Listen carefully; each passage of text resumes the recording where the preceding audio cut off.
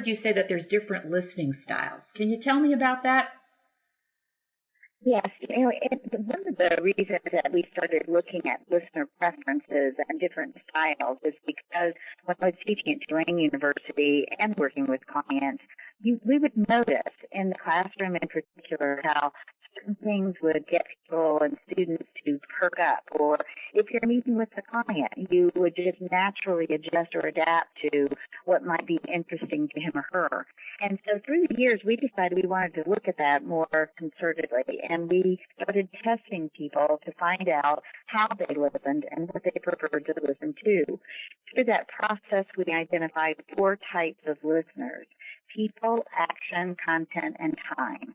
And each of those preference types have a tendency to speak and communicate in the way that they like to listen to others. And sometimes if we do that, we miss out or we really don't adapt in the moment to what is really needed.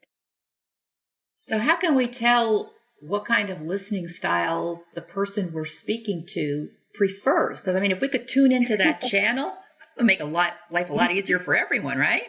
Well, it would. And, in addition to all the other differences, we've actually developed the listener preference profile, which helps us. And it's only 20 items, and it can identify what our preferences might be or what another person's preferences might be. And sometimes we use that with teams or groups to help them understand each other better. But, for example, with each of the 4 types, I'll give you a couple of examples of each that maybe people can relate to one more than the other. So the first is people. And people-oriented listener preferences generally are interested in relationships. They often respond best to examples and stories. They want to be entertained. They want to be interested, and they truly care about others. They can tune out, however, when it's not interesting, it doesn't seem targeted to them, or the language doesn't seem very inclusive. The second type would be an action-oriented listener, and this listener listens more in outline form. They want to get to the heart of the matter very quickly. They would prefer someone says, I have 2 or 3 things to talk about today, and then go through those very quickly. That can be great, too, because we really appreciate people that want to get to the point. However, they may rush people or not allow people to have as much dialogue as they want. And sometimes people don't feel as though they care about the relationship. The third type are content-oriented listeners, and they're the ones that want as much information as possible. They might be characterized sometimes by asking a lot of questions, particularly why. They like listening to experts. They appreciate statistics and information and diving deeper.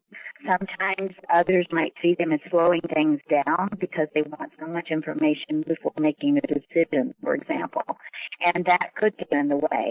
Yet all of those 3 types, there are real advantages, obviously, in the workplace. The final type is time-oriented, and there are not nearly as many time-oriented listeners. However, they are focused on the actual amount of time and efficiency and effectiveness, and often want things to happen on a schedule. They are very scheduled themselves, and so will stop listening if you go overtime, feel even more disrespected if you don't honor their time and are on time. And they are great about following agendas, making sure meetings end and start on time. And so that efficiency can be really valued depending on what role you might be playing in the organization. So those are just as a quick overview.